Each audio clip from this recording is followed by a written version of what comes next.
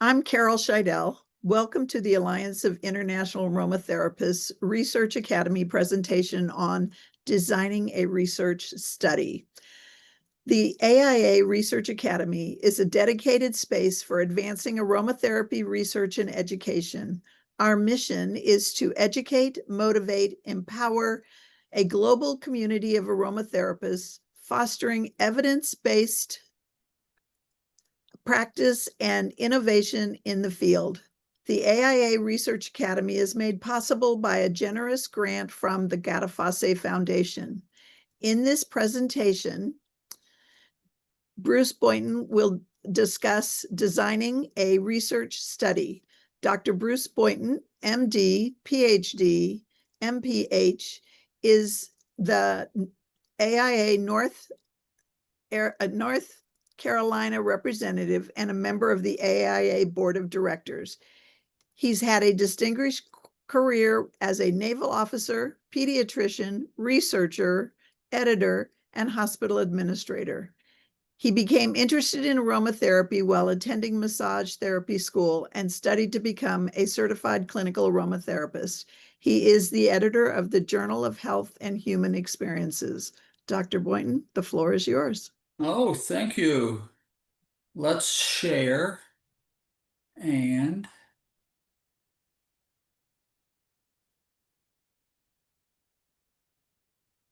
there we go. It's starting. There we go. We have it now. I'm so excited to talk about research study design for y'all, and thank you for coming. This is just going to be an overview.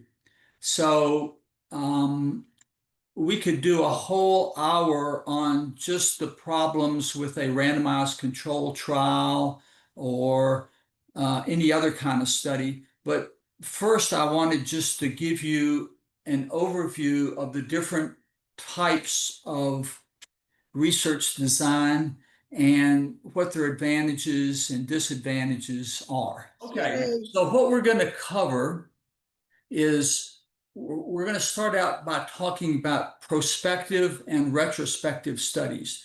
So prospective studies look towards the future, and retrospective studies look towards the past. And that's a good way to sort of categorize them in our minds.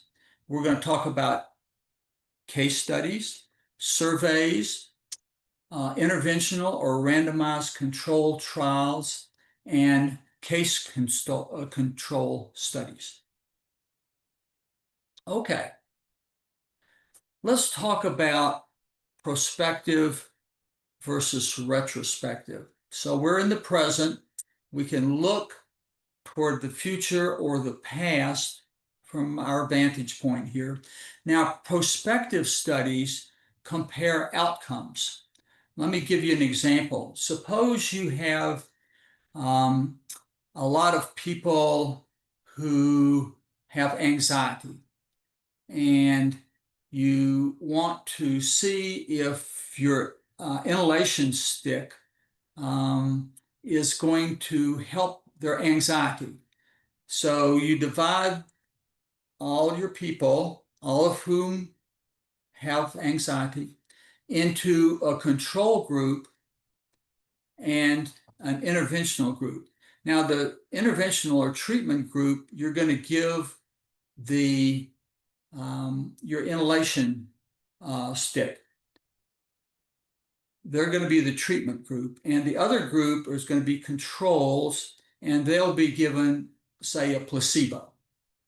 So what we do in this kind of interventional study is we compare the outcomes of the placebo versus the intervention. And if the intervention works, it should relieve the anxiety more in their group than the placebo does in the control group. Now, retrospective studies compare the characteristics of cases versus controls. So they compare the history of cases and controls. An example would be, suppose you notice that a lot of people who are uranium miners come down with lung cancer. And so you take a bunch of uranium miners and some controls, and you might look at their history. How long have they been uranium mining? Do they smoke? This, that, and the other. So retrospective studies compare characteristics, whereas prospective studies compare outcomes.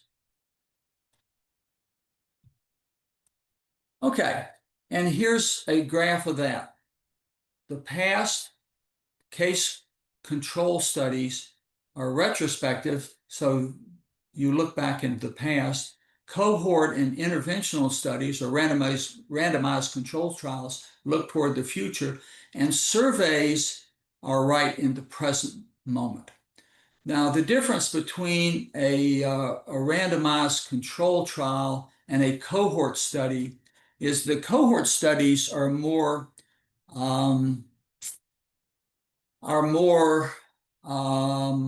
epidemiological. For instance, you might look at people who have a particular habit, smoking, drinking, or whatever, and you compare them in your cohort study with a group of controls who are not exposed, and you see how they come out.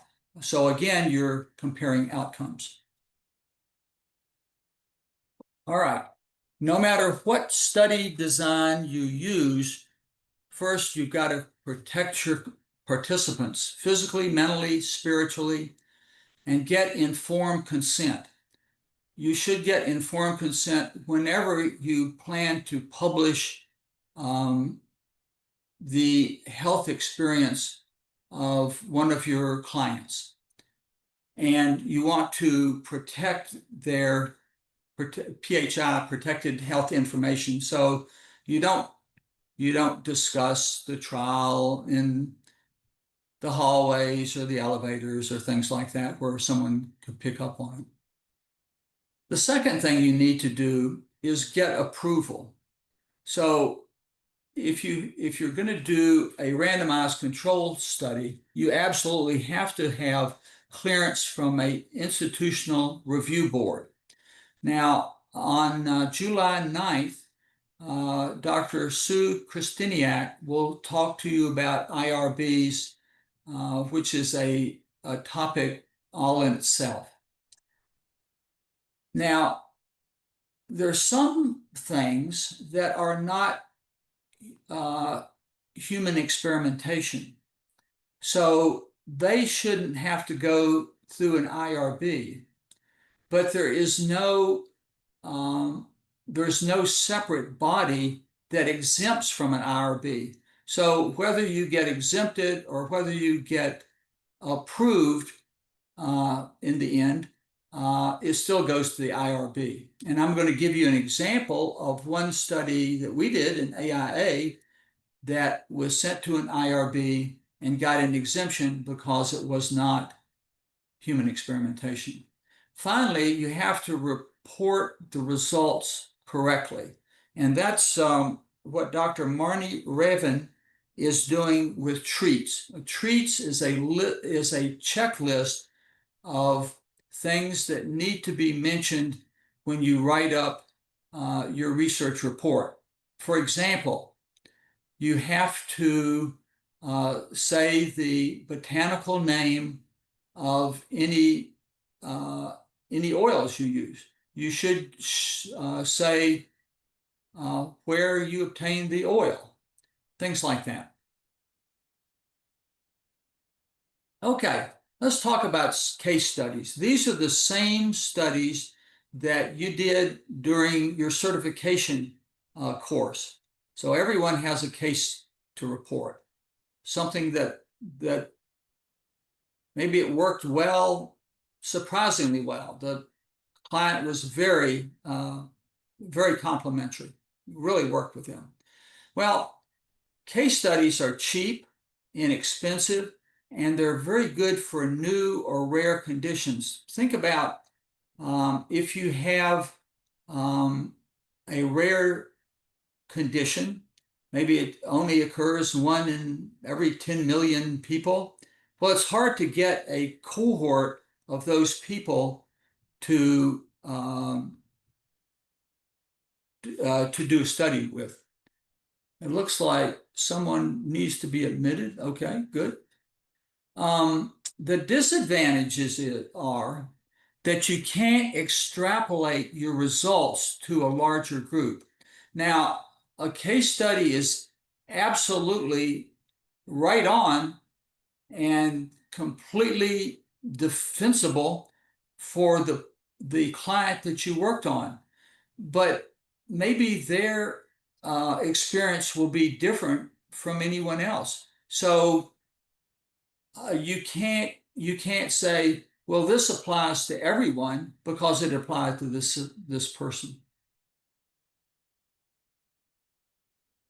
Okay, let's talk about surveys or they're also called cross-sectional studies. Same thing. They're conducted at a moment in time, and they tell you what the population is doing right now. That's one of their advantages.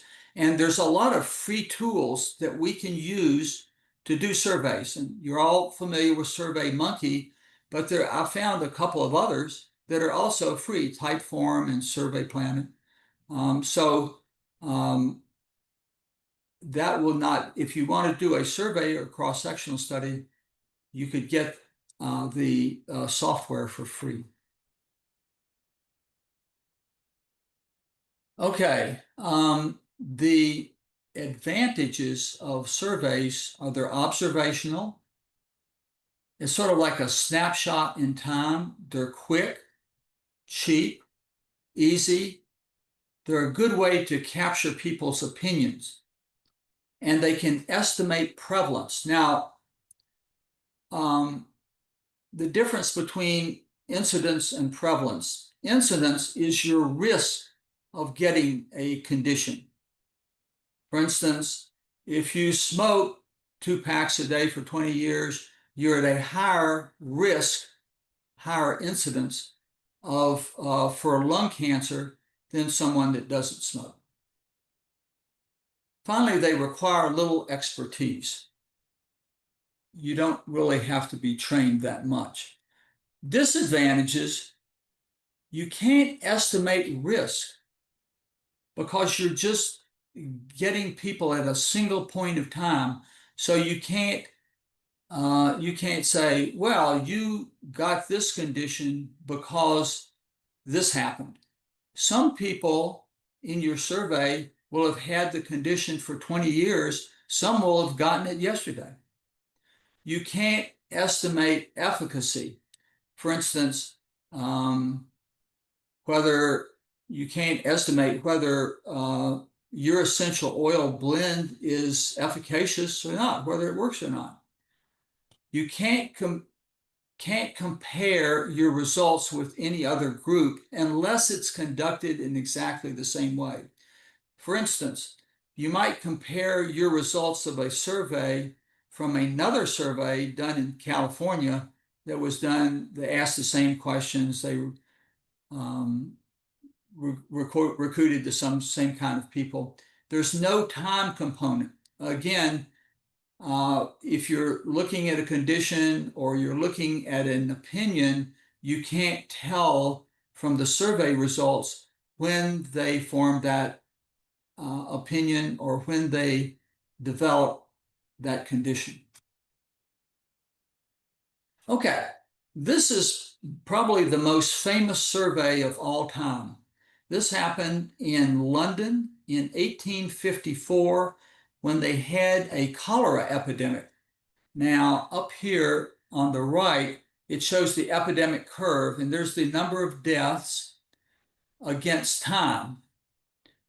You see, it started around 29 August, and it was all done certainly by 21 September. So a little bit less than a month. And this shows that the steep rise of the number of deaths, and then it slows down, okay? And this was conducted by an anesthesiologist named Dr. John Snow. He also plotted the deaths by, I can't find my cursor. Here we go. By age. So a lot of young children died, and a lot of old people.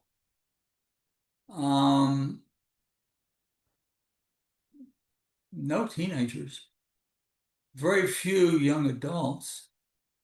So, and he tracked by gender too. See, there's not that much difference between the genders and the death rate. But he asked another question, and the all-important question, which was the key to solving the problem. Where do you live? You see, this is just a section of London. It's called the Golden Square section. And look, all the deaths from cholera were within a few blocks of this central point. And what was at this central point? A pump. At that time, London did not have piped running water in the houses, so everyone had to go and get their water for the day from a pump. And this was called the Broad Street Pump. And so what Dr. Snow did was he figured this out. He went and took the handle off the pump, and the number of deaths stopped. Just a simple thing like that. But this survey led him to conclude, and this is before Pasteur and Robert Koch discovered bacteria, that cholera was waterborne. Amazing, amazing, amazing feat of intellectual acumen. Okay, here is another, this is an aromatherapy survey. This is a pretty interesting one. It was published in 2019, Perspectives on the Use of Aromatherapy from Clinicians Attending an Integrative Medicine Continuing Education Event.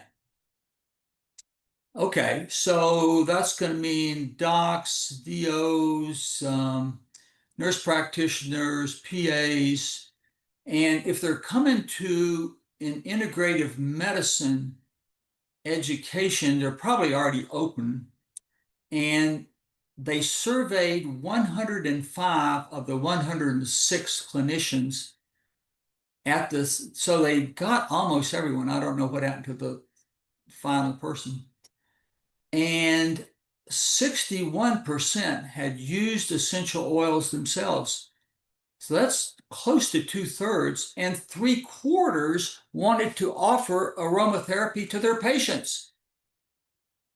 But only 22% were confident about advising patients on essential oil safety. So you have the whole picture right there. They were open, they were eager, but they weren't educated. So that leads you right into, what do these clinicians need to start using aromatherapy? Okay, we did a survey just last year, the AIA Research Academy Needs Assessment.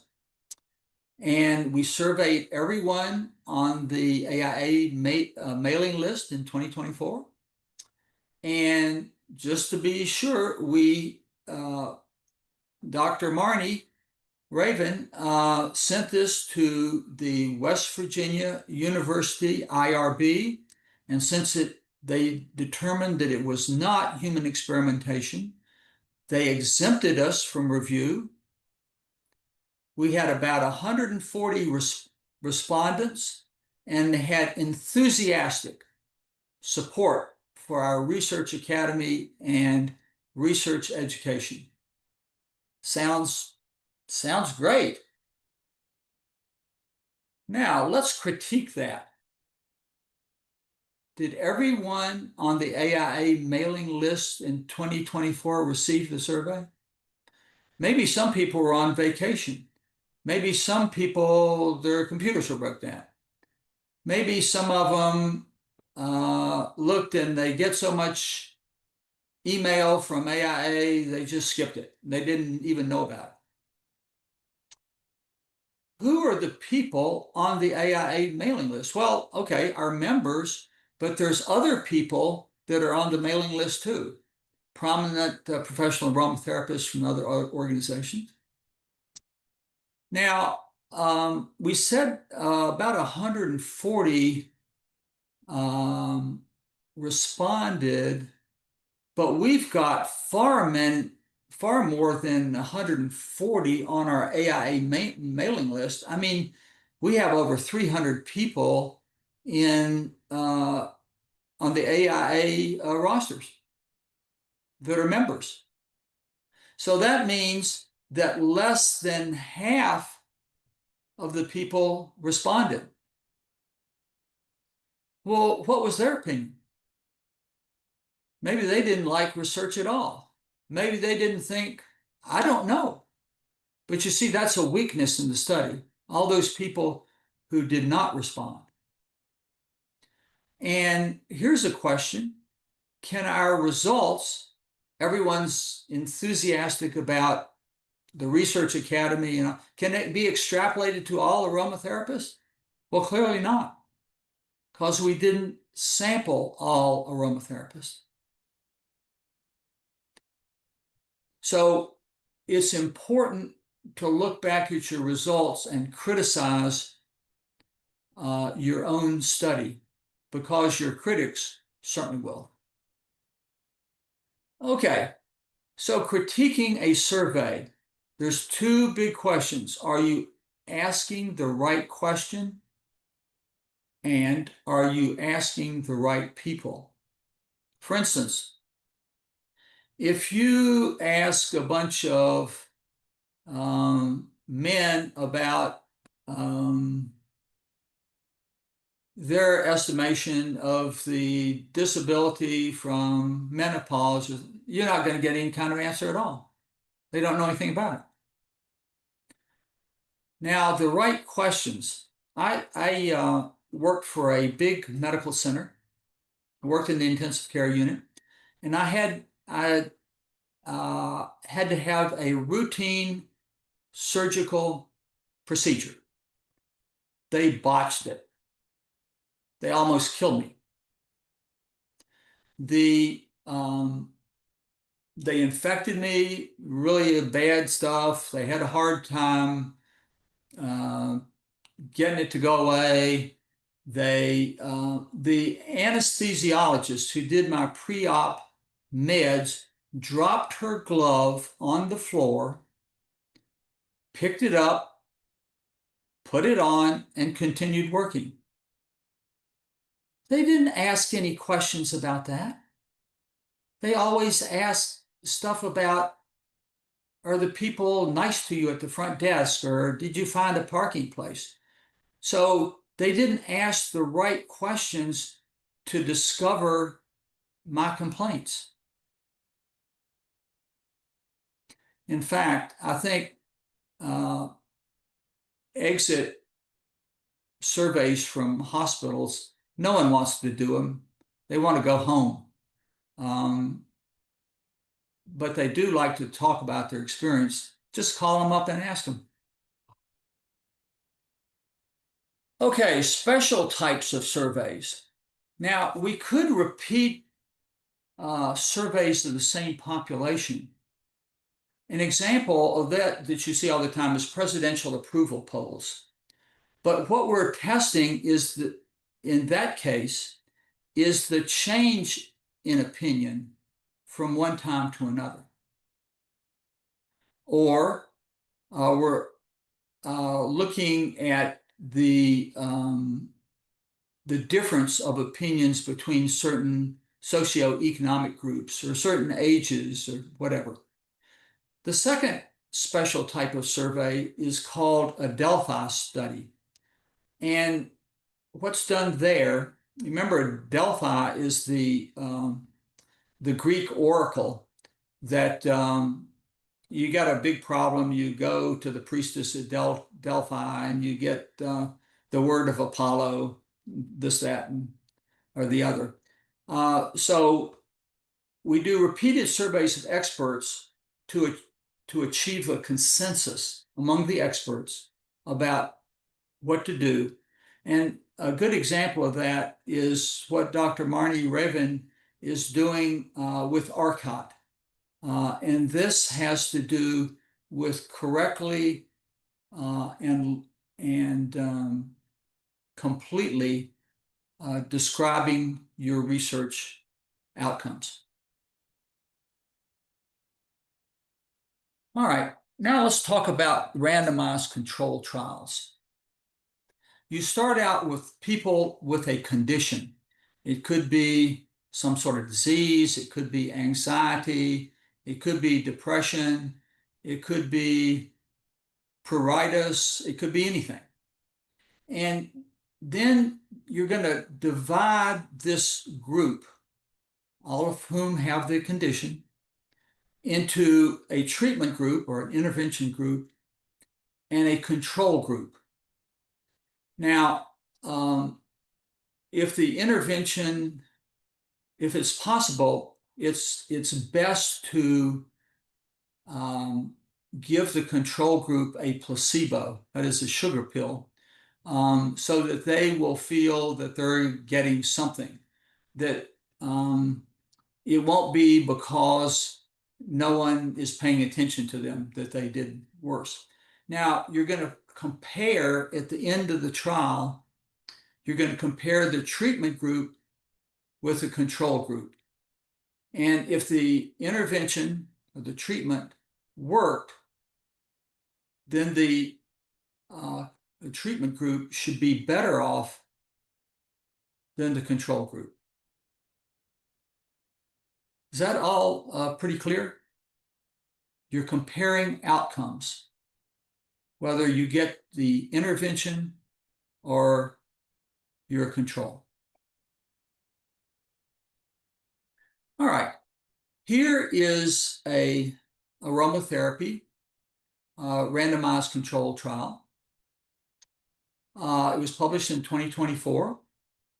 And there actually did 2 double-blind randomized controlled trials with essential oils. One was with room diffusion, and the other was with an aroma stick. And they wanted to measure the effect of well-being, stress, and anxiety in a young and healthy adult population. And they found that the test group, and I don't remember whether this is, they were exposed to room diffusion or they sniffed the aroma stick. The test group reported lower stress and depression compared to the control group. So 87.5% of the participants did better with the, let's say, the aroma stick, lower stress and lower depression. And there they have the p-values, which are in the significant range. Okay, now I want to tell you about the first ever treatment trial, first interventional study.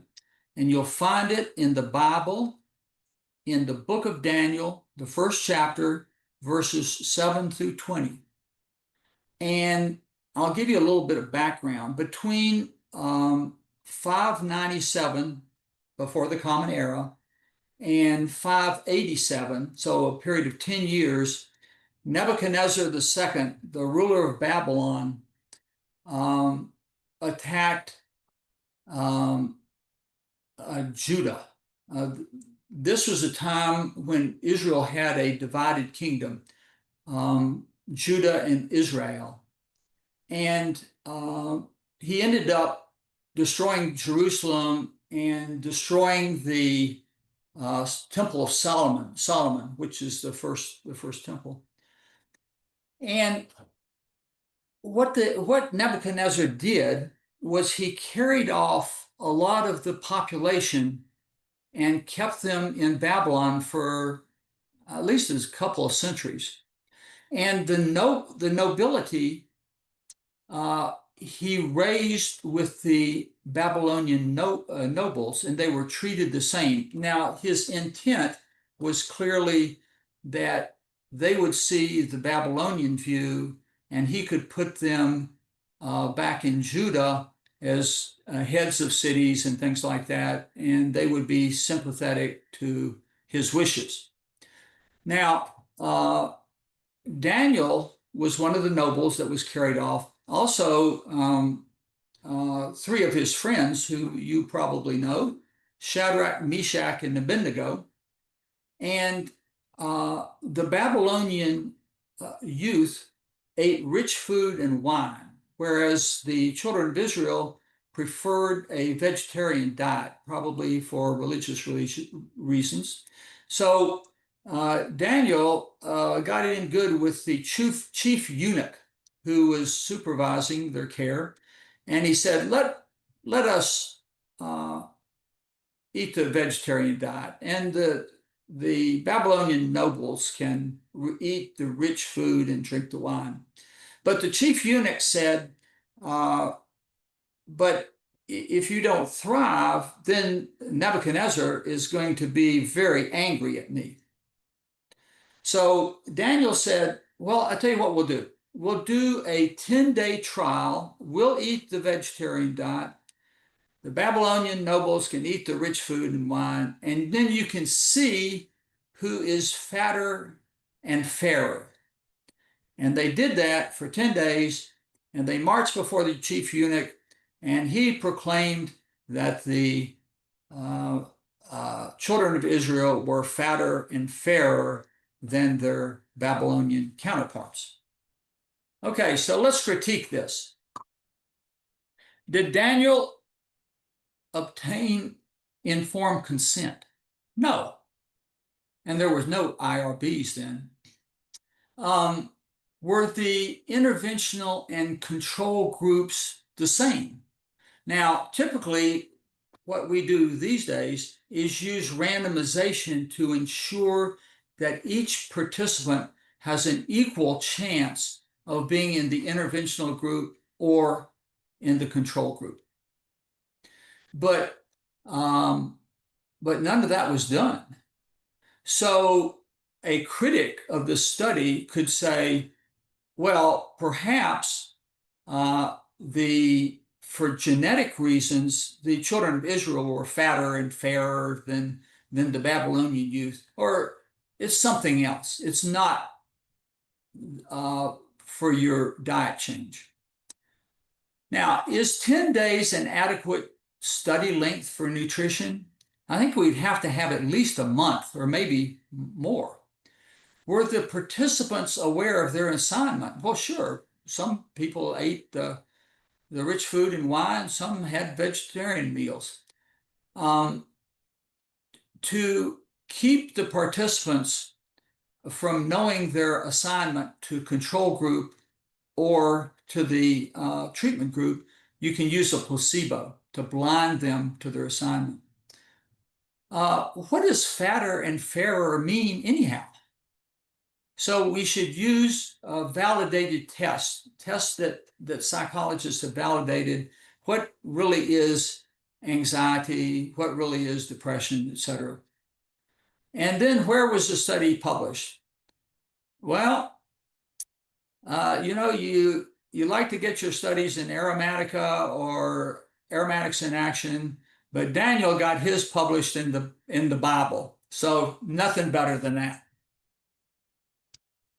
Okay, some advantages and disadvantages of randomized controlled trials. One of the advantages is you can estimate risk and treatment efficacy. So you can you tell if you're doing a cohort study, what is the risk of getting the condition, and if you're using a treatment like in the previous study, does it work in everyone, or half of them, or 3/4 of them? That's treatment efficacy. It's the accepted standard of study design by the FDA. Now, I don't agree with this. I think that we get information from all these kinds of studies, but if you want to have a new treatment accepted by the FDA, you'll have to do a randomized controlled trial. In fact, multiple RCTs. A disadvantage is it's expensive, it's lengthy, and you absolutely have to have IRB approval. Why expensive? Because some of these studies are in multiple centers, and the centers usually have to have a senior nurse making sure that all the paperwork is right, and people are getting recruited, and people are getting informed consent, all those things that have to be there. I was once part of a multi-center trial for newborns, and we had a foreign fellow from Korea who was who always got approval, and then we listened in on how he got approval. This is not good. He said, "You sign or baby die." That's not informed consent. You can't do things like that. Okay, critiquing randomized control trials. Are the intervention and control groups similar? Now, in the case of Daniel and his cohorts, they weren't similar. Now, we try to ensure that the treatment and control groups are similar by randomization. But if you know that there is some factor that is going to influence the outcome, pick equal numbers in the intervention and control groups. So an example would be, let's say you know that gender is a factor. So you make sure that both the control group and the treatment group have the same numbers of men and women. If age is a factor, make sure that they have a similar age distribution. Second, is the intervention clearly described? This is one of the things that we're trying to ensure with treats. How was the treatment given? An example would be smelling some blend of essential oils. Well, what did you do with it? How close? Was it a inhaler stick? Was it room diffusion? Did you hold the bottle in front of the person's nose? If so, how far from the nose was it? How long did you hold it there? Etc. You want to describe your intervention in a way that any reader can theoretically replicate the study. Finally, were some participants lost to follow-up? What was their outcome? Maybe they quit because it didn't work. That's information that we need to know. Now, control studies. Case control studies look to the past. So I didn't know what to call it, the group of people you gather. I just call them volunteers, but they're made up of people of cases, that is, people that have a condition, and then you have to match them with controls. Then you're going to look back in their history and see whether they were exposed to a treatment or a hazard or not.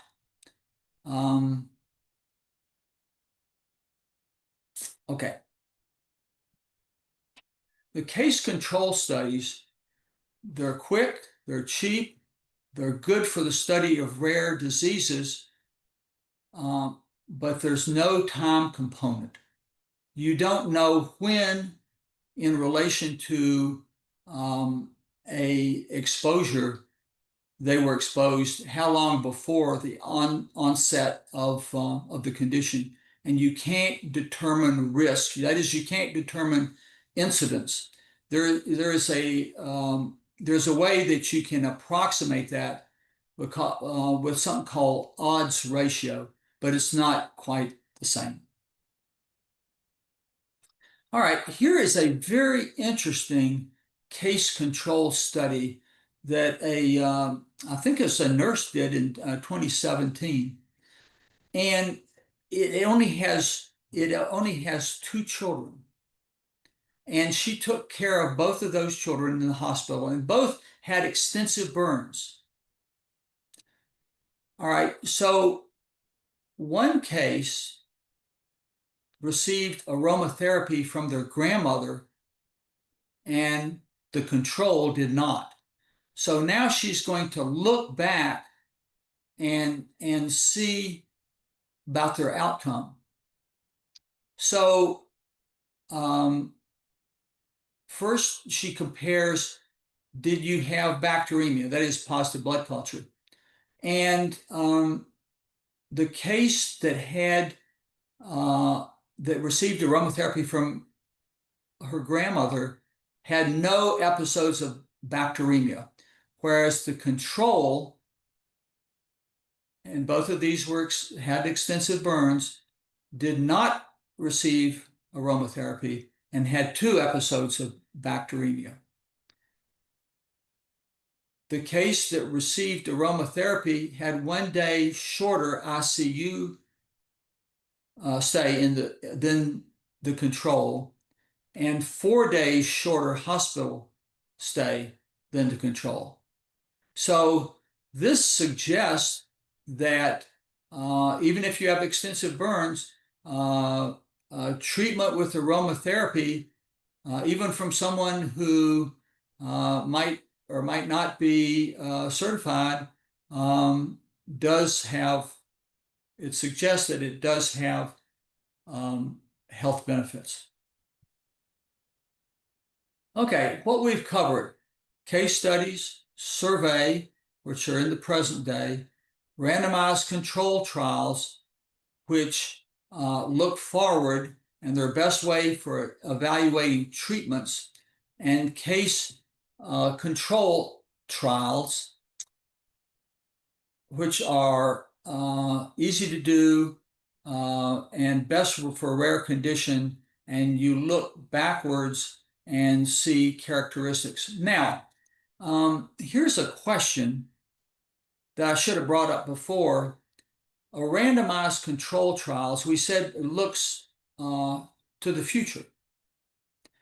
Could you have a randomized control trial which started in the past?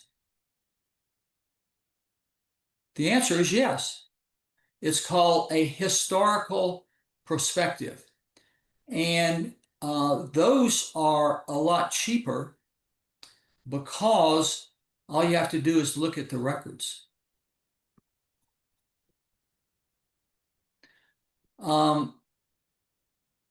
One such, there is a very strange randomized control trial was published in British Medical Journal, which is a leading medical journal. And there have been many studies in which critically ill people, they will divide them up, and some of them get prayed for, some of them don't get prayed for. The ones that get prayed for in all these trials usually do better. That's not really odd, but in this particular study, they asked the participants to pray for these folks in the ICU. The folks in the ICU had a lower death rate than the people that weren't prayed for, but they were in the ICU 10 years before the study. So it's sort of like it's almost as if people came out of the future and prayed for them and they got better. Clinicians don't talk about this study very much because they can't understand Adaptive fit. Okay, for further reading, I think everyone needs to Mindfulness. take a look at what Marnie Raven and a lot of other folks that you know have done with treats and the and ARCOT. Very, very important. Questions? You're certainly welcome to unmute yourself. And if you like to put your video on, this is a great time for us to chat.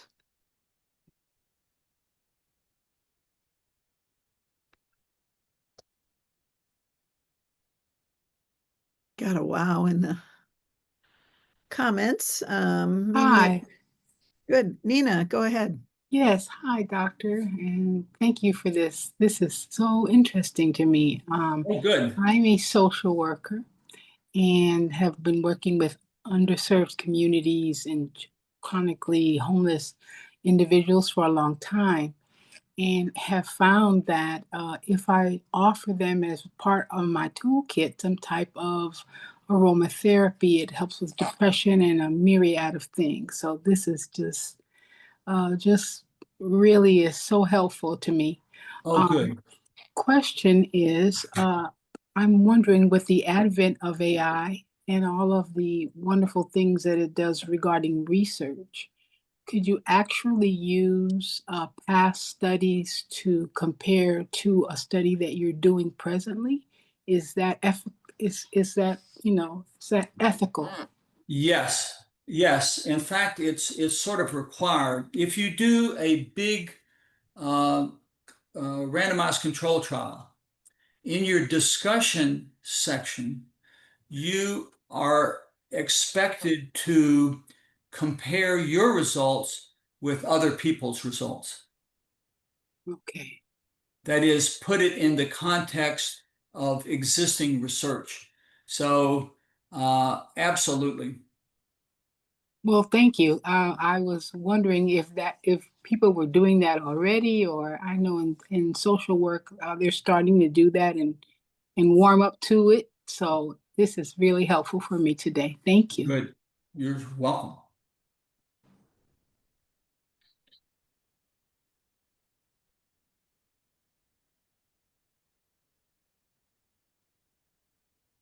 Any other questions or comments?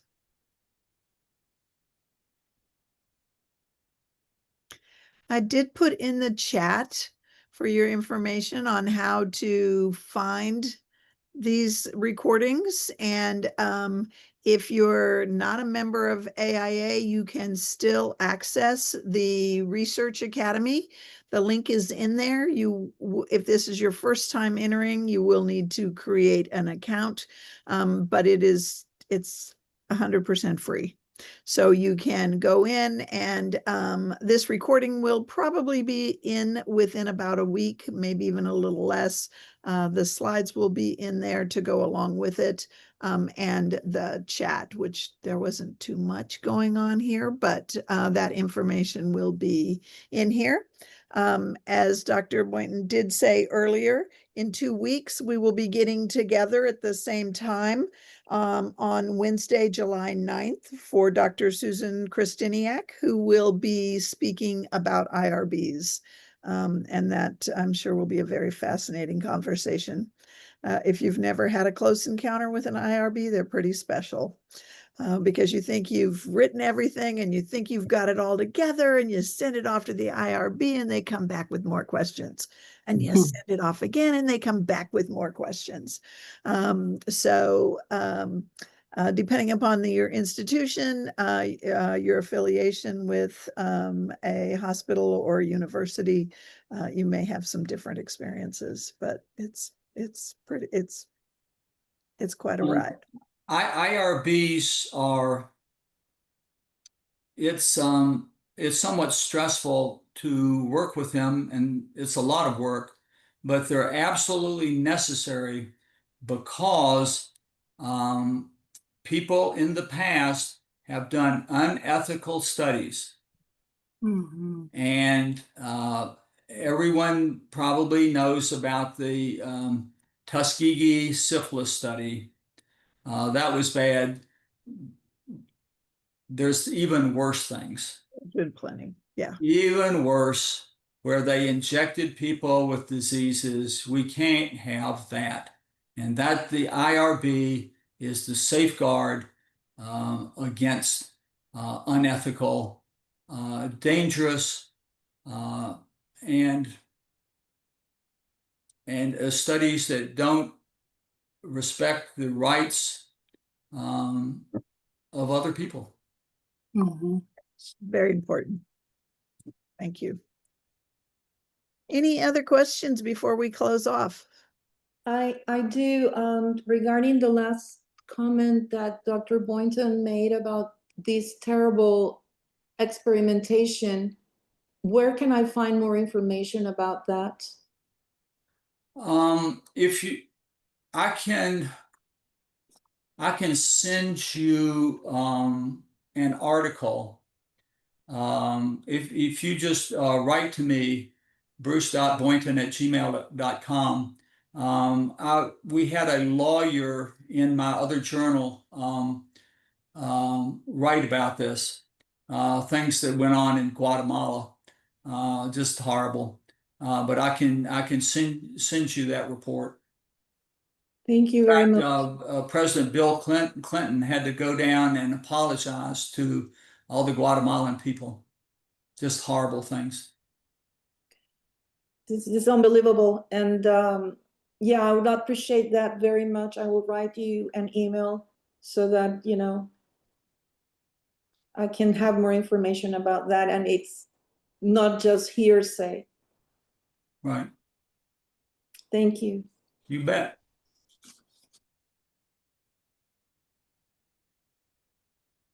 Okay, and there's 3 easy questions. If you answer them, you get an hour of credit. At least they're easy. They were easy to me. Yeah, he created them. You can go out today to the AIA Research Academy, and you can answer those questions even before the video is up. They usually give us a couple of days to go out there and do that. And then sometimes after that, you have to watch the whole video again. So do that sooner rather than later to get your aromatherapy CEU credits. That would be great. And we look forward to you joining us again. Thank you so much for being here. And if anybody has any requests for types of presentations, you certainly can write that in the chat. I'm going to stop the recording. Thank you. That wraps up today's session. Thanks for tuning into the AIA Research Academy. This academy exists thanks to the generous support of the Gaffasi Foundation and is here to make aromatherapy research fun, accessible, and relevant. Our mission is simple yet powerful: to educate, inspire, and connect a global community committed to advancing the science of aromatherapy. We envision a future where research is not just part of the conversation, but the culture. The best part, access is completely free. Simply sign up through the link in the description box below. And if you're an AIA member, the Academy is already part of your member benefits, putting powerful resources right at your fingertips. If you're passionate about deepening your understanding of aromatherapy through research, you're in the right place. Be sure to subscribe and hit the notification bell to stay connected with our latest sessions. We appreciate your curiosity, your time, and your commitment to learning.